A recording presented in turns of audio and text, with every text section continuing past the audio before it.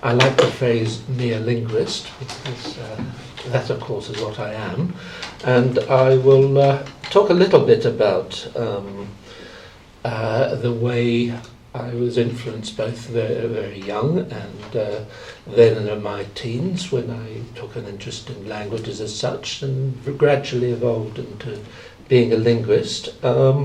It's interesting that this idea of nobody and Lyle, or Anne Lyle and nobody, which presumably means plus nobody. A third cousin of ours wrote a book in which she said that if a guy went to see his friend and the wife answered, she would say, "Nobody's home." Of course, she was there, so she could truthfully say, "I'm at home," or especially over the phone. But then, presumably, logically, the same way you'd say, "Nobody and I are home." But in fact, since the days of Chomsky, one knows that if you say "nobody and Anne Lyle," it's saying nobody. We saw nobody, and we saw Anne Lyle, which of course contradictory. But Arthur died at, I think, very shortly after. Logicians took more of an interest in logic, especially Richard Montague, and they had a lot of contact with each other. Right.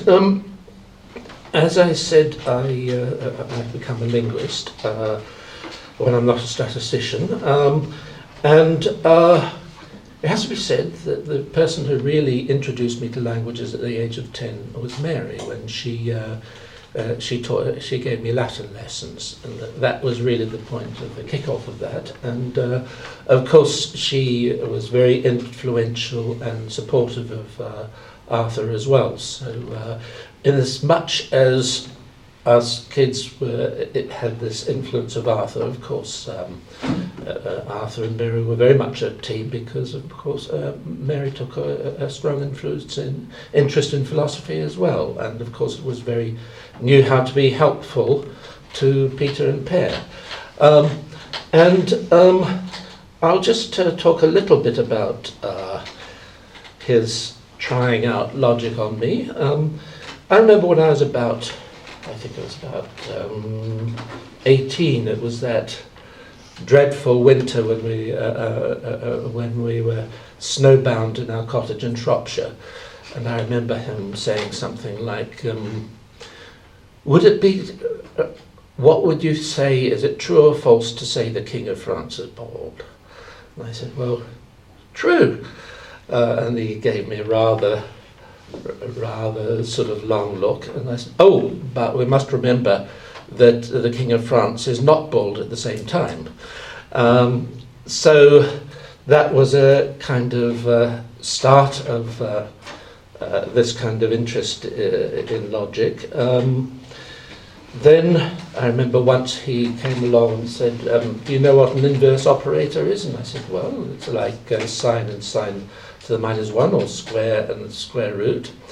And they said, "Would you say that picture of was an operator?" So I suppose so. Take a picture of a lion. And could you have an inverse where you take a picture of a lion, apply the inverse operation and get out a lion? And I thought this is a bit tricky, but then I said, well, I can't remember whether I replied it or I thought it. Well, if you're going to have a proper inverse, you have to go backwards in time as well. And that was something I remembered quite a few years later when I took an interest in linguistics in aspect. That's the difference between I'm doing something and I did something, I was doing something or I did something. Finally, as an example, right from a very early age, I was aware of Polish notation. I wasn't totally sure what it was. I think he, if we went on picnics, he would take out a cigarette packet and be doing Polish notation. I was told by Mary, and she said, "Is that detachment again?" or something like that. And but that was actually the basis of an important basis of my PhD thesis, which was about word order, and the way many languages, quite independently, have very similar word order patterns. And you get languages like Welsh or Arabic or Hebrew, which put the verb at the beginning of the sentence, and I could see that there was something rather like Polish notation going on. I won't go into the details as how I said that it wasn't all like Polish notation, but that was basically that.